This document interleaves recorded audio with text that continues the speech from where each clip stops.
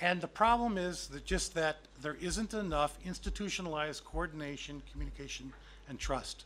There are particular people within each of the groups who know each other well, who go out to dinner together, who chat, who say, yes, we should do more, yes, we should work together more. But then at the level of the kind of formal organization of the stakeholder groups, it doesn't really happen. So that would be, I think, a ripe issue for discussion in this session, I would hope, is whether there isn't more we could do there to foster better cooperation among the groups. I'll stop there. Thank you very, very much, Bill. For someone who wasn't prepared, I would say that that's quite a comprehensive response. I fear to imagine what it would have been like if you were even better prepared. I have a question for you, if you don't mind interrupting the flow. There have been regional IGFs of late, and I think that's an attempt to allow more participation among parties who might not be able to come to the annual event. Would you see that as a useful extension of where we started? I think the regional and national IGFs is a fantastic development that's been extremely encouraging. But at the same time, I got to say, some I've been to are quite different from the model that we practice here. I mean, you know, I keynoted at the Icelandic one, and it was completely governmental in planning, operation, and control.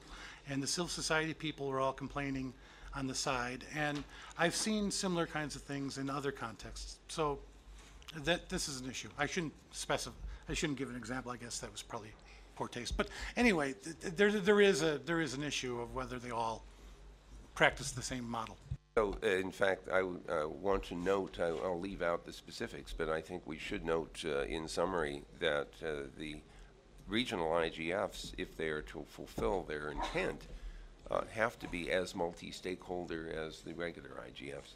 Bernadette, I think I want to try to get to the rest of the commentary, unless is this specific to this particular, well then why don't you say something? Go ahead, this is Bernadette. Very specific. The Caribbean has a regional Internet Governance Forum, the Caribbean Internet Governance Forum. It is multi-stakeholder in every sense. All of the communities Bill has mentioned, they are represented in the forum.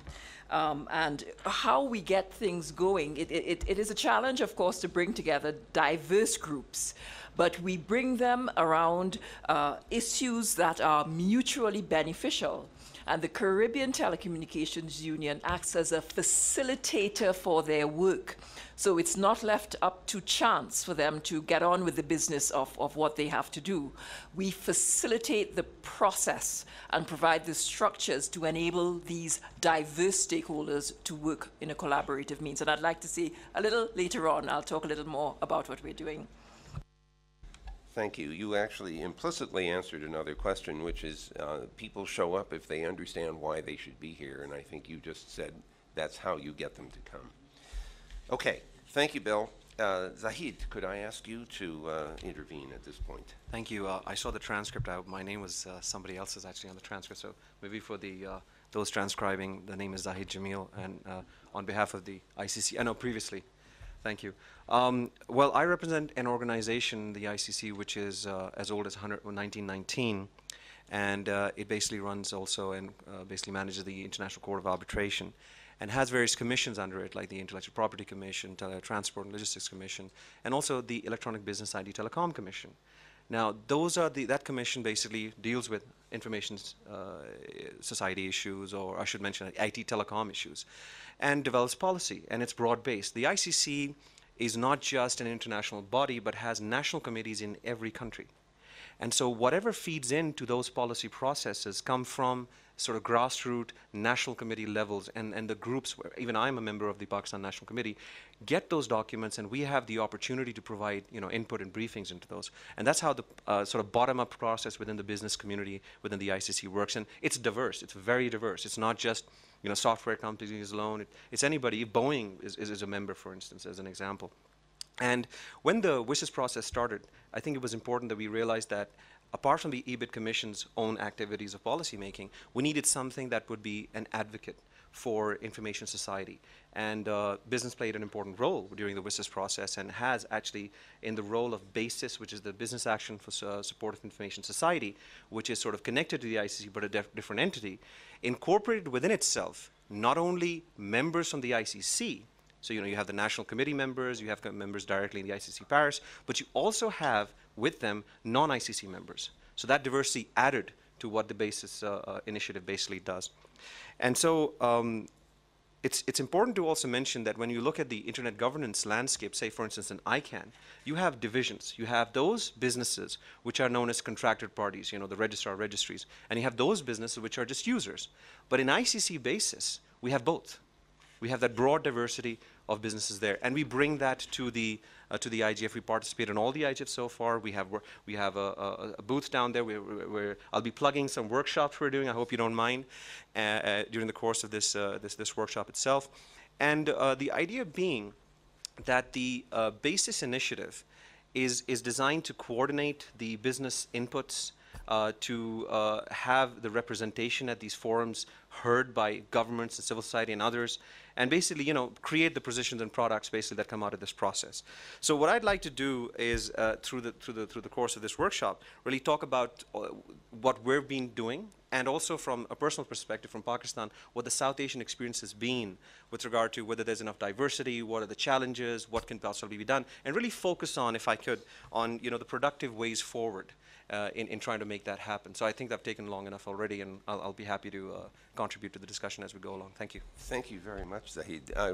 I attended for the first time the ICC BASIS planning meetings, the ones at the so-called breakfast meetings without breakfast, because the food wasn't allowed in the room. And I want to say that it was by far the most coordinated effort I had seen by any group associated with IGF to make sure that coverage was achieved, and feedback and reporting on the previous day was also accounted for. It's a very impressive operation. Well, let us move on now. I had, Wolfgang is not here, so I will skip over him. Katim Touré, where are you? There you are. Let me ask you to intervene. Okay, thanks a lot, Vin. I think this is a very interesting discussion, because at least it seems to me that it's an attempt to have a qualitative perspective on the issue of stakeholderism in the multi-stakeholder process. And as always, I come at the issue from the perspective of a developing country, and a very small one at that, and by no means insignificant, as small as the Gambia is. And I like to say first, off the bat, that yes, we do have some diversity in the multi-stakeholder process. There's no question about that. But I think we can do more. We can do even better. And as we go about attempting to improve and increase that diversity, an important question we have to ask ourselves is, are we going to seek for diversity's sake, or are we going to seek diversity so that it serves us all better? And related also to that question is, does diversity actually equate equity?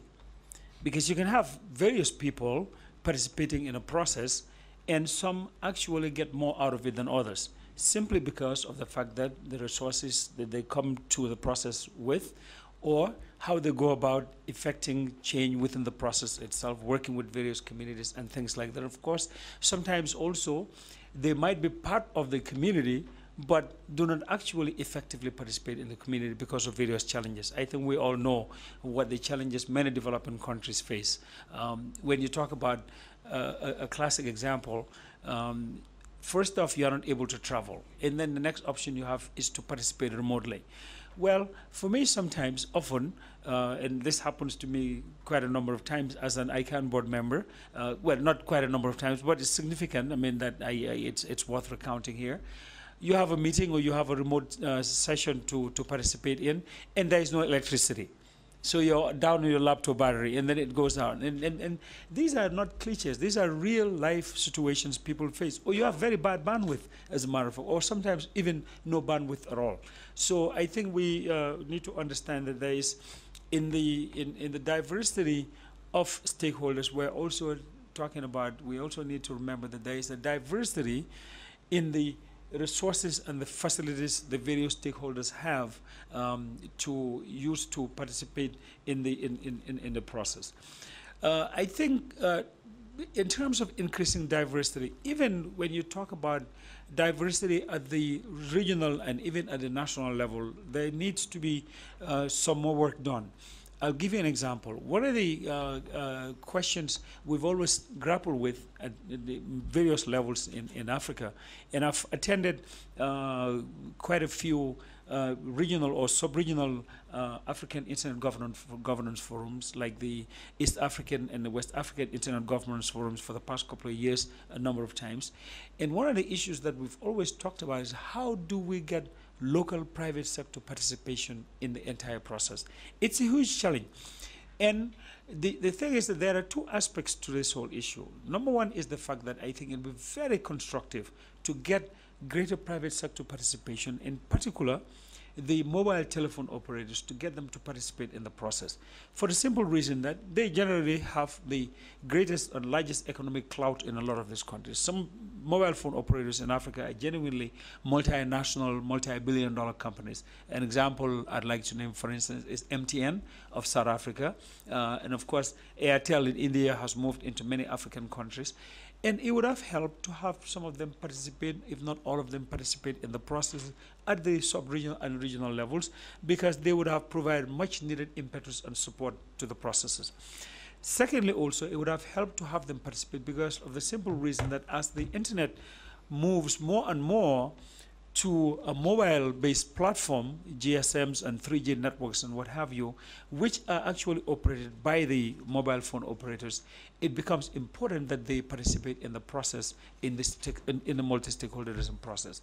So this is important both at the local level because they can help influence policy that's important to the local context, but they can also, by virtue of the clout they have, with the help influence or at least provide opinion and perspective from the developing countries that they come from. I see no reason why, as I talk to the Verizons and the AT&Ts and what have yous and France Telecoms, I shouldn't, in the same vein, be talking to the MTNs and the Airtels and the Zains, and no, Zain is no longer there, but Airtel and the other very significant mobile operators and other companies in the developing world. So I think that's going to be quite an important consideration moving forward.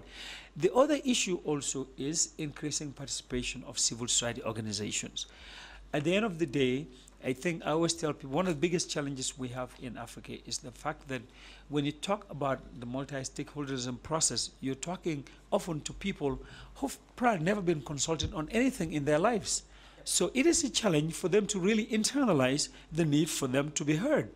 And secondly, the fact of the matter also is we have to understand that all of these demands exist in the context of global political realities that exist in the developing world. Somebody said that there was one country that said that, you know, you have your freedom of speech, but you are free to speak, but you are not free after you speak, after you've spoken, you know. So those are all the nuances that we have to understand. And in as much as you have challenges faced by the private sector organizations, civil society organizations have even bigger challenges for the simple reason they have even less resources than many private sector organizations. And for them also, it's a much more difficult environment, politically speaking, to operate in. In the same vein, I think we need to focus efforts on educating governments on the need to really strengthen the multi-stakeholderism process at the internal and sub-regional and regional levels, and to educate them that it is in their own best interest to work with the various stakeholders that they have and the partners they have in their own countries. Because once their homework is done, then they have a much stronger front to basically participate effectively in the international forum that is expected of them. So I will leave it at that. I'm looking forward to the discussion. Thank you. Thank you very much, Katim. I have to say you are extraordinarily articulate, I have taken from what you've said a pair of words which I would like to highlight. Purposeful diversity. And the point that you made beautifully is that we want diversity that actually contributes to the process and benefits from it, as opposed to simply having a lot of diversity that isn't purposeful. So I think we should hold on to that notion. Let me ask George Sadowski now to make his intervention. Yeah, thanks, Vint. Well, I had trouble wrapping my head around the topic also, just like my colleague Bill Drake did. But he has an advantage. He's a political scientist, and I'm not. Never an advantage. and I thought to myself, I really should be a political scientist to address this. So I took a step in the direction of the abstract, and I thought, well, what are we talking about here? We're talking about multi-stakeholder models, but that is one point within a very large spectrum, and the spectrum answers the question about how does a diverse group or society organize itself to represent different points of view. And on the one end, you probably have dictatorship, and the other end, you have anarchy, and somewhere in the middle, you have a multi-stakeholder model and other forms of government.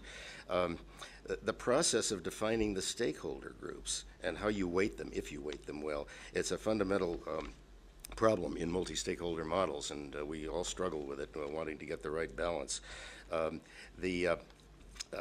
It depends very much on the subject. The way in which the IGF defines stakeholder groups and the way ICANN does is very different from how you might define stakeholder groups if you were interested in agricultural problems. So any unidimensional model of multi-stakeholderism is likely to be incomplete. And for example, the issue of the business sector that was raised in the meeting description is a good example of that. And the way in which one defines the stakeholder groups is clearly not value neutral. And one can define these groups in different ways and get different results by energizing them. Politicians understand this very well because they define the sectors to their advantage. They might talk about voting blocks or market segmentation, but it's the same idea. Okay, now with reference, let me shift a little bit. With reference to something closer to home, both in the IGF and ICANN, I'd like to talk a little bit about civil society. I've always been puzzled by how civil society works in organizations like this, because if you look at them individually, I see a collection of single-issue special interests or few-issue special interests. It's not that the special interests are particularly bad. I like freedom of speech. I like a lot of the things that people from civil society say. But when you aggregate them, you have a formidable set of interests that go up against, in a creative tension way, against the business sector, against government, and so on.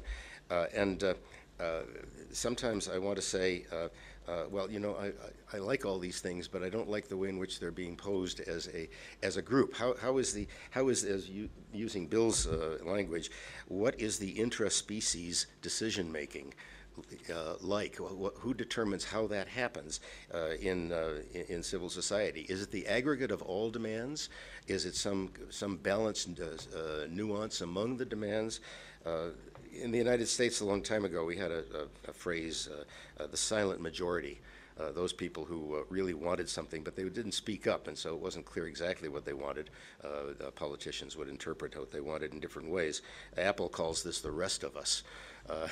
And one wonders how can civil society reflect an interest in the silent majority and the rest of us, as opposed to an aggregate of many, many demands which cause probably more tension and more fractionation of direction than might be useful. That's a personal opinion that I'm providing. That's it for the moment. Thank you very much, George. I think this question of definition of stakeholder groups is a very interesting one. In the ICANN world, it has played a stronger role, I think, than it has in the IGF, because the IGF's stakeholder definitions are very broad compared to some other cases. Do I correctly understand that with regard to the civil society, that your concern was that the many issues that are raised in some sense are not fully commensurate, and they don't necessarily form a coherent body. They form a bag of things. They overwhelm probably what most people would want as a reasonable response to governmental control or business influence. So, thank you. I will have to try to understand that more deeply. Could we move on now to Desiree Milosevic for your intervention? Thank you, Vint.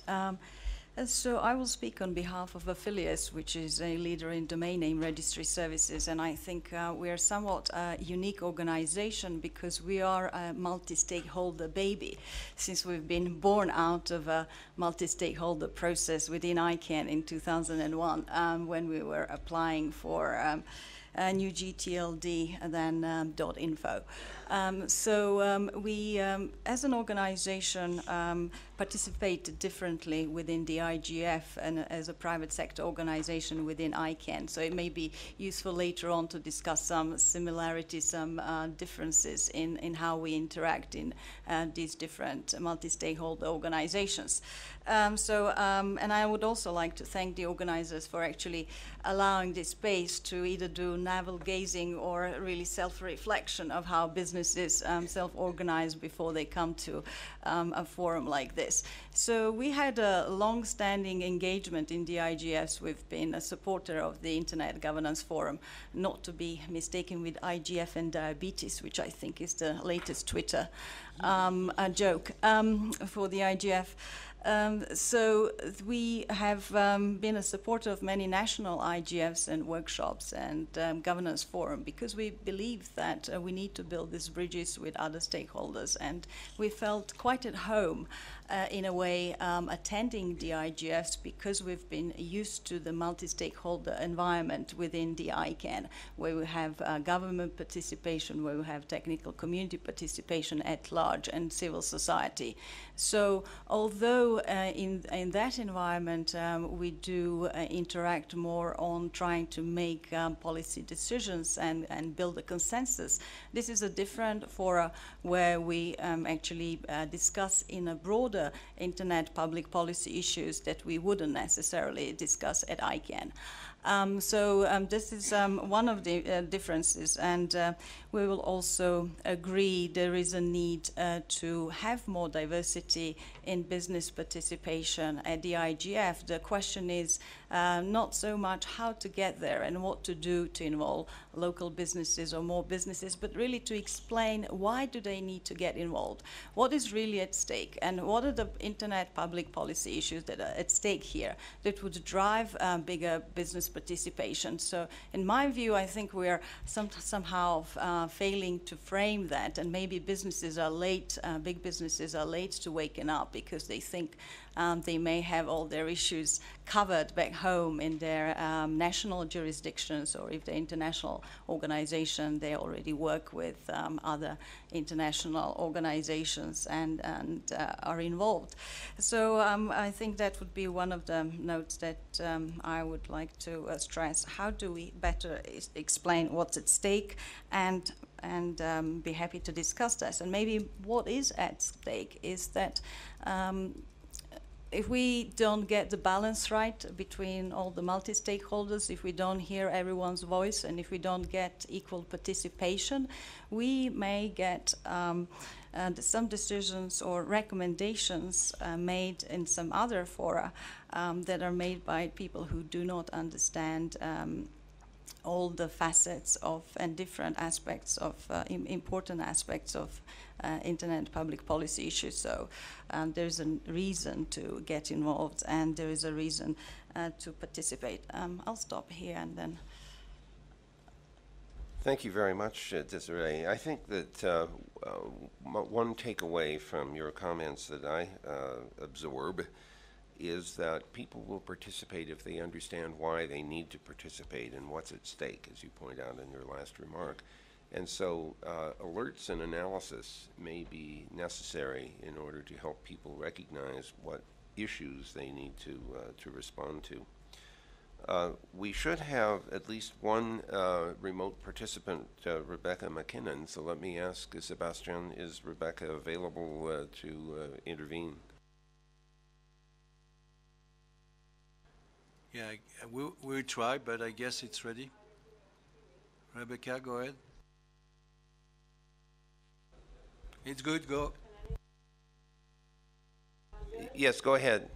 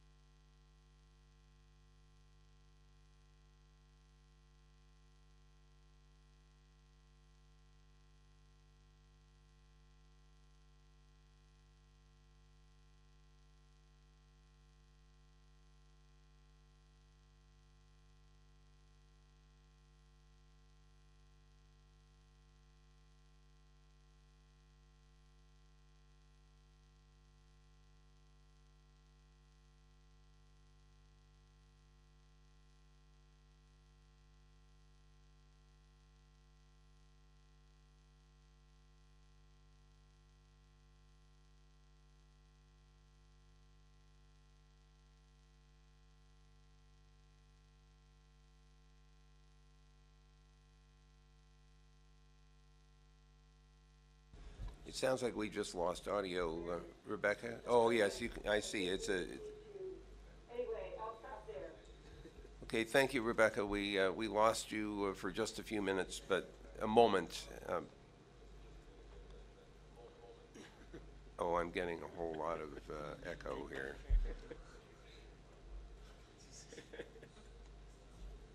My God, I think my mind is going to go.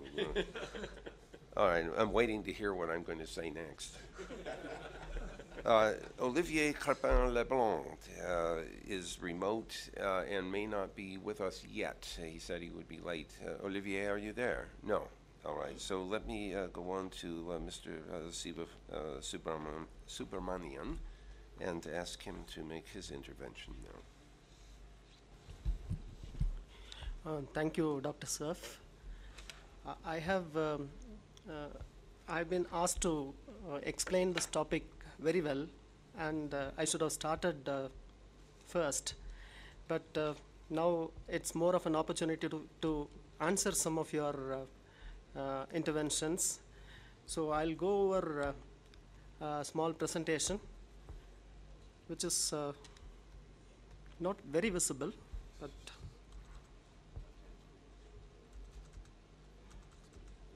okay. See, there are about 2,000 participants at the IGF every year, and there are remote participants. A significant proportion of names are recurrent. I'm sorry to intervene from, oh, there we are. It was vertically oriented and almost as much fun as the echo that we were having a moment ago. Please proceed. Vint, it's all my fault. Sorry about that. It's, well, okay, we'll get even with you some other way, I'm sure.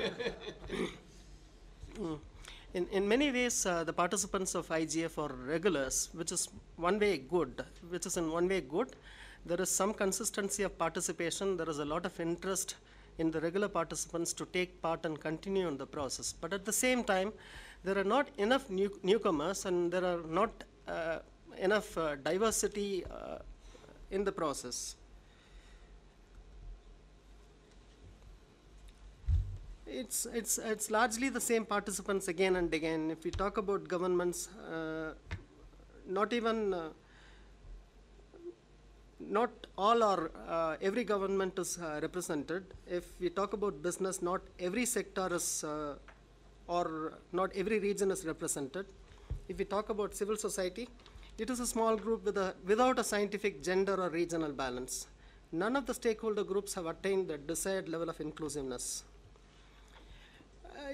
Could there be a design at all? See, I attended the summer school of internet governance where Avri Doria was one of the speakers, and she said in a different context on some other topic that she does not believe in conspiracy theories, and there are not as many conspirators as there are people who do things inefficiently. I believe in that.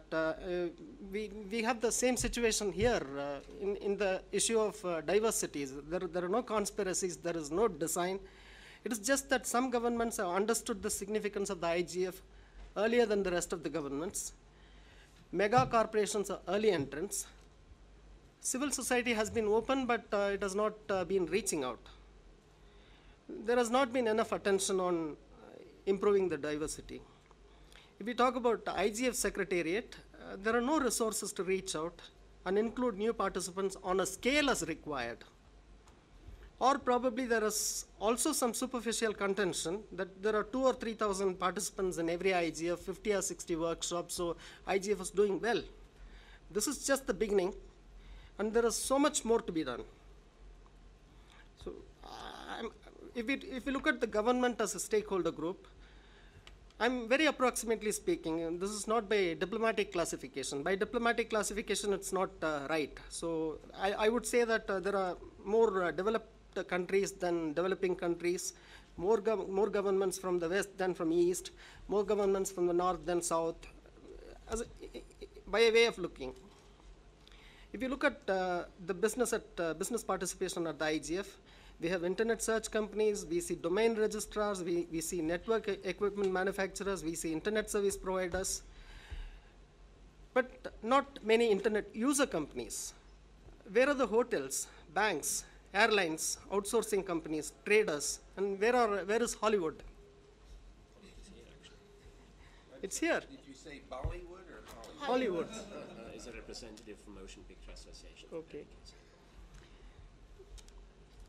Okay, and if we talk about civil society, there are a handful of non-governmental organizations, a few hundred individuals, some universities, in a world of 6 billion.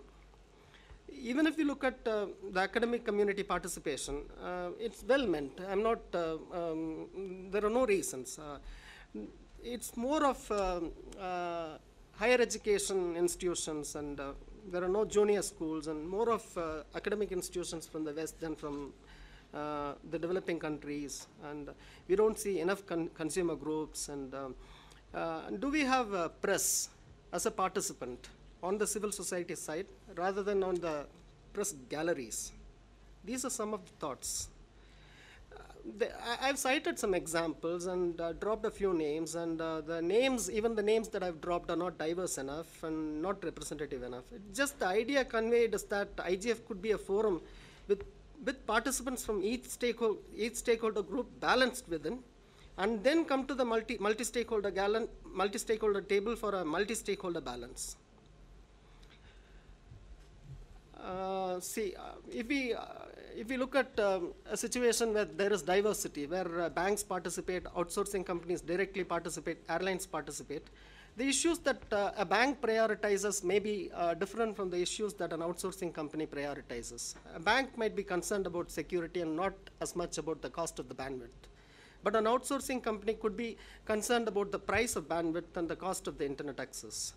An airline could be concerned about issues related to satellite internet, or maybe even moot an idea that there could be vertical Wi-Fi or something like that. Hotels may be concerned about search algorithms. So if we look for a hotel in Kenya, we see a lot of intermediaries coming up and don't get to the hotel's website. So they might come up and say that we are losing about 20% of our revenue because search engine savvy intermediaries squat on search strings. So different priorities will be better understood if there is direct participation. There are a variety of issues, multiplicity of perspectives that need to be examined at the IGF. That cannot possibly happen with the existing level of diversity. See, I had an email exchange with Aisa Hassan of ICC, and first when I told her that there is not enough diversity within the business constituency, business participant group, she said ICC represents the business users and it represents well, and ICC is a great organization and it's a well-organized organization and it represents well. But if we go by the same argument, all the business, for argument's sake, all the business will be represented by ICC, all the governments could be represented by one government or a regional government, and all the civil society could be represented by one politician. Then IGF would be a coffee table discussion. It's not like a huge. There are some advantages in each stakeholder group reaching out within for greater diversity. Let's take an example. If Google takes some efforts to bring together its competitors and friends and business associates like Facebook, Skype, Yahoo, and BlackBerry, it will not become easy for Government of India to say, open up BlackBerry's encryption. So when a government says open up encryption or retain data or create a opening for surveillance, a group of business corporations can get together and talk more effectively and more powerfully. So that is one thing that I would say with the government seated next to me. I hope she will answer me. Let me suggest that you try to wrap up pretty soon, because if you want a diversity of views, you need to stop and let other people say something. I've come to the last slide. Okay.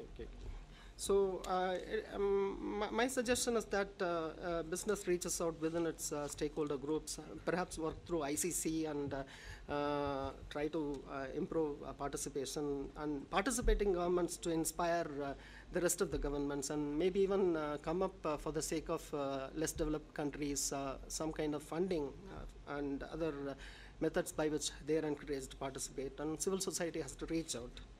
Then IGF would be what it's intended to be. And I have another long speech that I'll upload, so that will explain better. I have not spoken well. Thank you. Okay, thank you very much. Here's what I'd like to do. We have a half an hour left. I already know there are two people who would like to speak, setting aside Olivier, who may not be able to join us yet. So, Tulika, let me ask if you would like to take the chairs, and you want to intervene as well. Three people. and we so have a- let me. I'm on the list of panelists. Oh, I beg your pardon. I beg your pardon. I didn't see that. You are a part of him so much that he's Vint, forgotten. we have a So you question have- online. You have a better list than I do. So Marcus, We have a and you have a question. question online? Is it from one of the remote participants? Yes, go ahead. In fact, he would like to talk, and I don't know how we will do that, but we will try. It's Shirley McPhee. Then you can try to give him the... Okay, try. Go ahead, Shirley.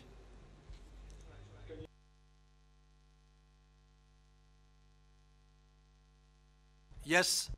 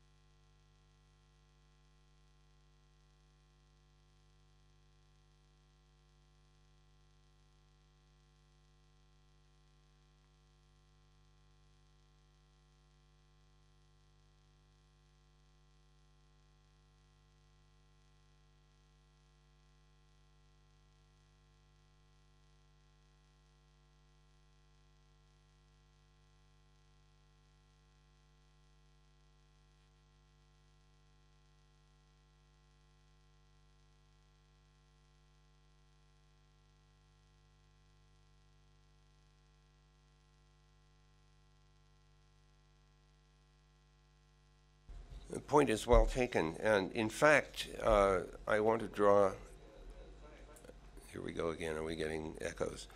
This is called an echo chamber, right? There is something interesting about this question of representation. And I would cite as an example in the Internet Engineering Task Force, there isn't any representation. Individuals go there and they contribute their technical knowledge. We don't get into the problem of who else is represented by that person. It may very well be that we should adopt practices that don't require us to assume that some particular body or person represents others, but rather that they participate and they represent their views. Marcus, I apologize. My list did not have your name on it. It must have been out of date, but he is another one of the panelists. So Marcus, let me let you do your intervention. Yes, thank you. And maybe it was a good thing as I had nothing prepared, so I can come in commenting on some of the remarks. And I have read, of course, the description of the workshop, and I have to confess, a bit like Bill Drake and George Sadowski, I had a problem seeing the problem. When you read this and just listening to you, I think a lot of what is described and what you argued for would be nice to have. However, we have also to be a little bit realistic and see what is the nature of the IGF. It is an open platform. Everybody who wants to come can come. Then obviously people who are interested in one issue come, and you pointed out that there may be more representatives from developed countries, that yes, there are more people. The internet reach is broader in the developed world than in the developing world. If you don't have access to the internet, you are not particularly interested in any discussion on internet governance. And in terms of diversity, I liked what Katim said, the purposeful diversity, and I would also like to add the diversity of viewpoints is important. And I think we have in the past seen on any issue discussed under the IGF umbrella, there was no agreement, I think, on any single issue because we had such a vast diversity of viewpoints. Be that from anonymity to child pornography, there are many diverse viewpoints. And looking, I just pulled up the statistics from the last meeting of the IGF in Vilnius. There is clearly a diversity among the stakeholder groups. They were more or less equally represented with between 22 and 24%, 22% technical and academic communities, 21% civil society, 24% government, 23% private sector, and then intergovernmental organizations with 7% and 3% media. That is a fairly fair distribution of the stakeholders. Yes, within the stakeholder groups, I take the point that diversity could be improved, but you also have to face the fact that some people are simply not interested in discussions on internet governance, which is a fairly abstract issue. I remember Nitin Desai, he used to say, the average user's eyes glaze over when you talk about internet governance. However, when you talk about privacy or any of the other social issues, then they do get interested, but not everybody is interested in policy discussion. This is just a fact. I come from a country where for more than 100 years we had direct democracy, Switzerland. We have votes on all sorts of issues, and on many of the issues there are less than 50% participating. You also have the right of not participating in a vote in a democracy. You cannot force people to be interested in issues, but when people do care about an issue, they go and vote. And here, I think over the years, we have seen an increasing diversity and an increasing buy-in of many groups. We have seen growing interest in gender issues. There is a meeting on Gender Dynamic Coalition. Youth as well, we have said that time and again, we should have more youth participation, but efforts have been made. I just come from a breakfast where the ISOC ambassadors met the kids from the Asia group, the Net Mission, their kids between 14 and 22. Okay, it's a small initiative, there are only 6 people, but nevertheless, I mean, they're well prepared, they come here, they participate actively. Yes, of course, it'd be nice to have more of these groups. MPs have come steadily over the years, and also from a variety of countries. I just bumped into the chairman of the committee from Bangladeshi Parliament on ICT. SMEs, yes, they do not participate, but it is fairly normal. They don't have the time to go to UN meetings. And yes, the way business is structured, they have business organizations, but business organizations, they are here, and I think they do, as Vince said, an extremely effective job at representing business interests. And you mentioned Hollywood. Yes, the Motion Picture Association of America is here for the first time, so this is also a buy-in, because they see this as an important issue where they can discuss their business interest. And another group is people with disabilities. They have been part of this. The internet is a marvelous tool for these people, and they show a great interest in these discussions.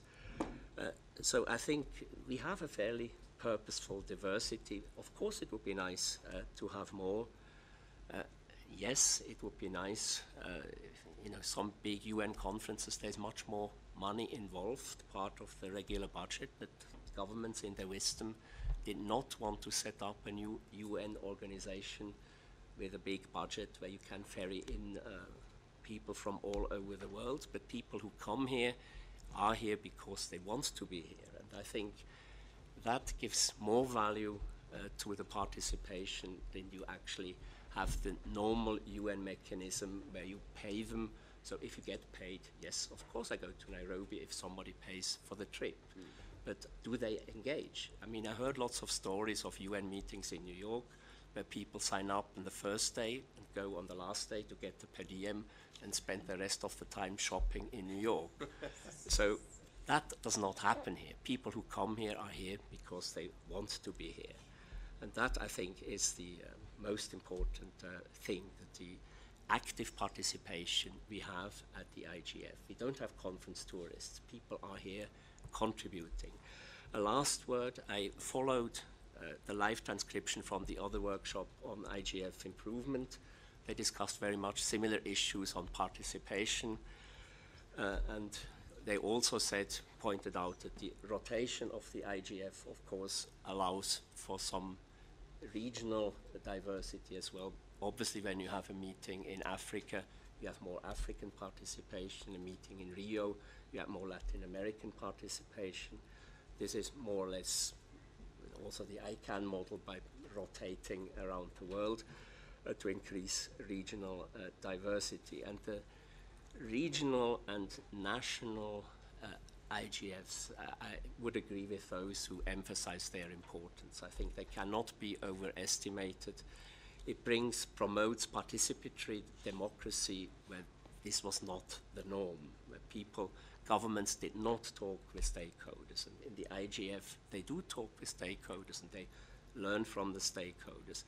And the last comment on there obviously has been many discussions, and I think there's a general agreement that more should be done to improve the interaction between the global IGF and the regional and national IGFs. And there will be again a inter-regional roundtable today, I think. But we did discuss last year whether there should be any sort of formal requirements, and to come back to Bill's comment, basically there was a broad agreement at this stage there should be no too rigid a straitjacket or a formula for the regional IGFs, but one characteristic, if they want to call themselves regional IGF, then they really should be multi-stakeholder at the very essence. That was the only condition everybody could agree on, and I would certainly fully emphasize the importance of the multi-stakeholder character also of the regional and national IGF type initiatives. With that, I close. Thank you very much, Marcus.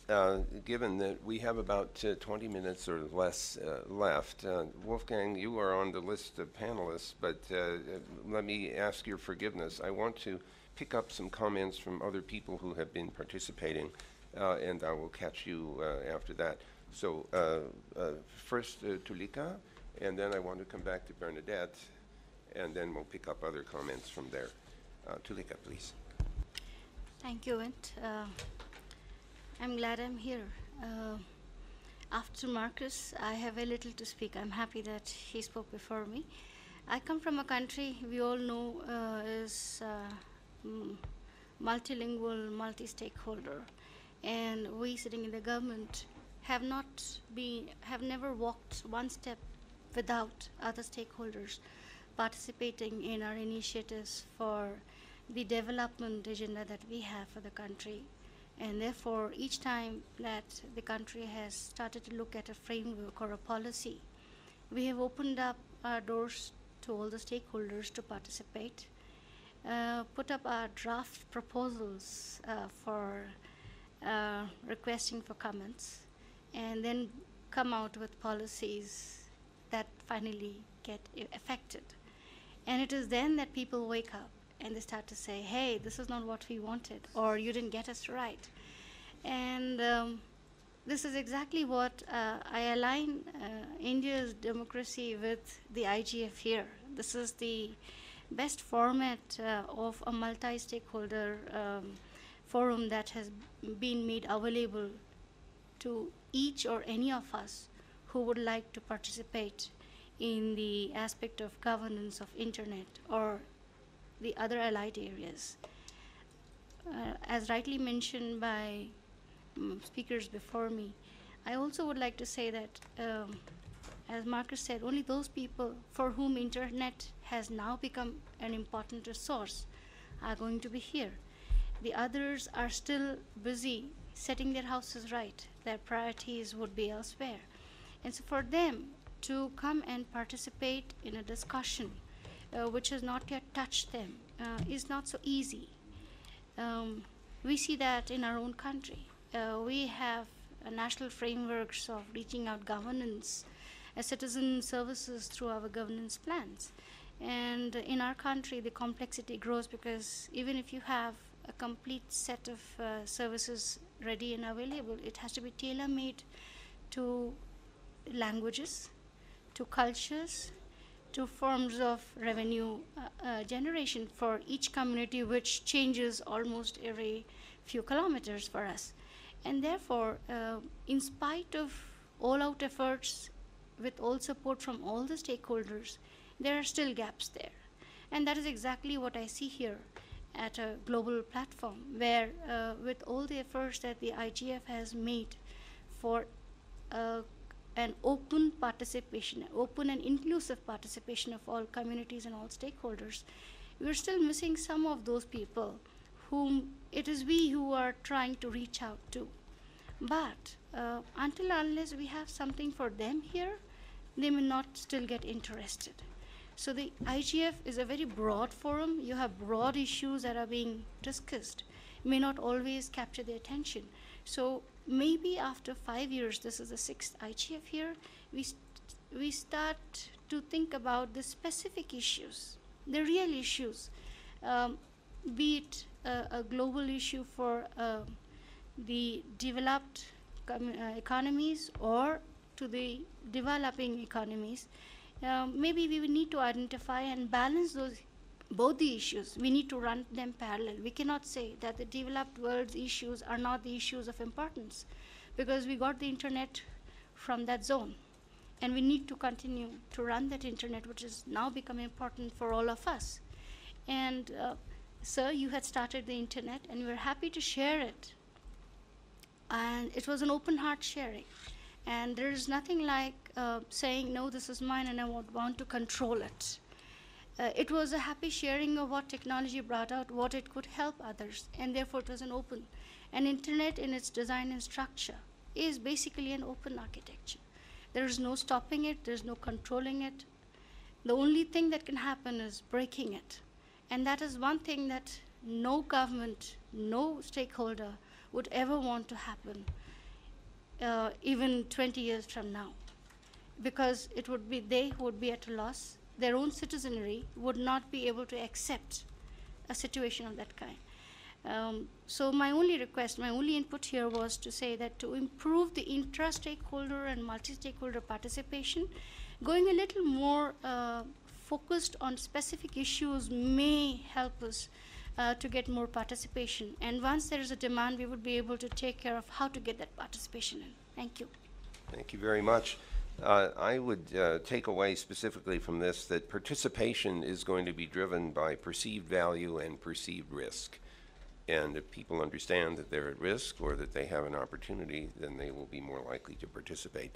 Let me ask Bernadette to intervene, then we will come back to Olivier, and also to Olivier's hiding behind the screen there, and then Wolfgang. So, Bernadette. Right, thank you very much.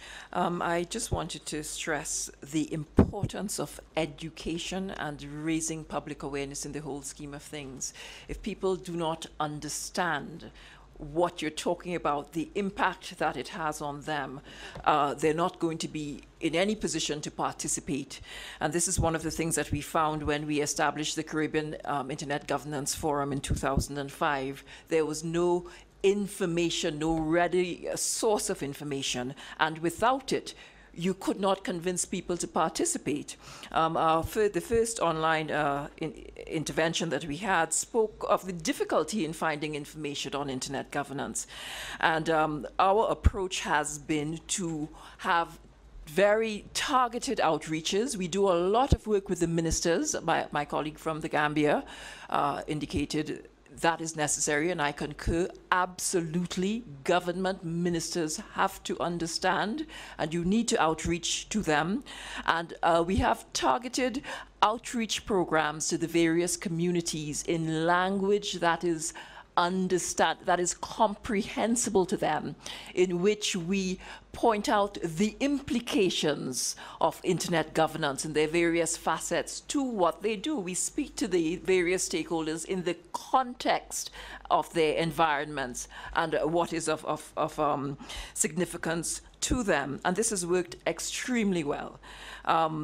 We have been able to bring together diverse communities to work on issues of mutual benefit with great success. And I think, but I really cannot overemphasize the importance of raising the awareness. If you don't know about what the topic is, you're not in a position to ask questions, you cannot participate effectively. And we tend to focus on the things that we can achieve with the resources that we have available. And also, we move with those who are willing. And the only other thing I'd like to add is that there are many views coming out from the civil society, bags of different issues that are raised. But you also, in your public awareness, you have to recognize that there are certain things that we just do not have the capacity to do. So let's focus on the things that are achievable, for which we can have a meaningful impact, and let's work together to accomplish those things. And that is my my intervention, the importance of education and building awareness on the issue. Thank you. Thank you very much, Bernadette. That's very practical advice. I am advised that Olivier Crepin-Labon is with us, so would you like to make yourself audible?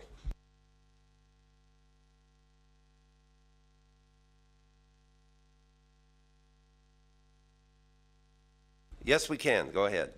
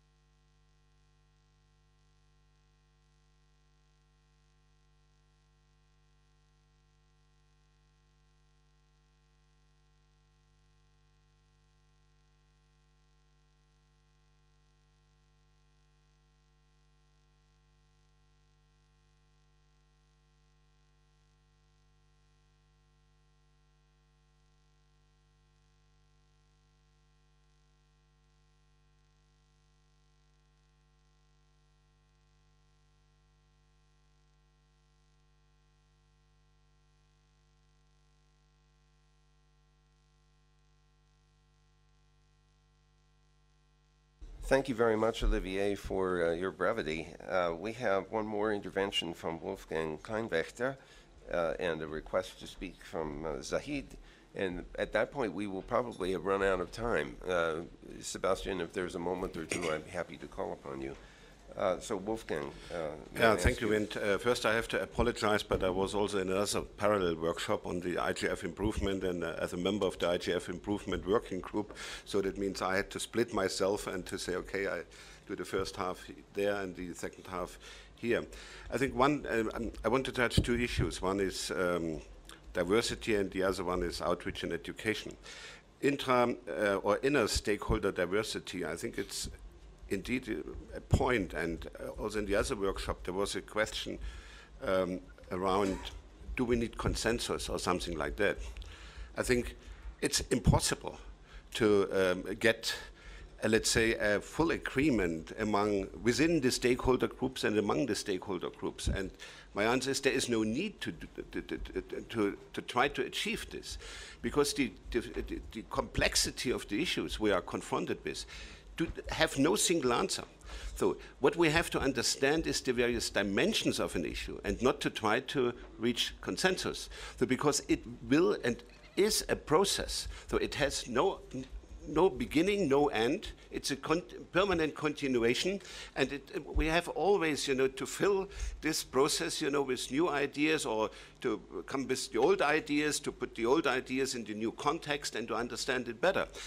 For instance, freedom of expression is not a new idea. So since Gutenberg invented the printing press, this was the issue. The Catholic Church first, celebrated this as a big thing, and when they realized that the printing press is used to criticize the Catholic Church, they introduced the index of censorship. So that means we have the same situation now with the internet. It's celebrated as freedom of expression tool, and suddenly some governments realize so it can be used to criticize them. So that means that's really not a new issue, but it's in a new context. And insofar, 500 years we discussed freedom of expression without a final answer or consensus, but certainly we understand we have reached some interim results like the Human Rights Declaration and other legal instruments, but the issue will not go away, even with the nice Human Rights Court we have in Strasbourg, with the Council of Europe, so we will not settle all problems. And insofar I think it's important that we see diversity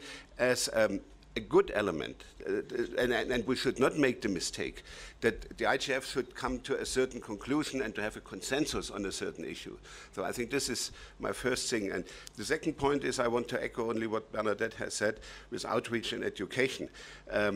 If you go to a library, or if somebody sends you to the United Nations, then you go to a library and you see, dozens or hundreds of books of the United Nations. So before you can go, you can study a book and you understand what the United Nations is. If you go to an ICANN meeting or an IGF meeting and you want to go to a library, nothing is there. You have to go to a website, with thousands or 10,000 sites. You do not understand, how to manage this. So that means there is really a lack of tools so that people who are not part of the process get easy the knowledge they need to understand the complexity. I think we have this discussed already in the WCAG. This is a special challenge for the academic community, and I understand it very well. And we launched the GigaNet. We have introduced the summer school, and I'm very happy to see here that you, Bernadette, Shiva, all were on the summer school, and probably it helped them to understand it much better. And the question is now, because this is people say, okay, it's part of the or it's linked to the United Nations, the IGF. The IGF has so many educational programs.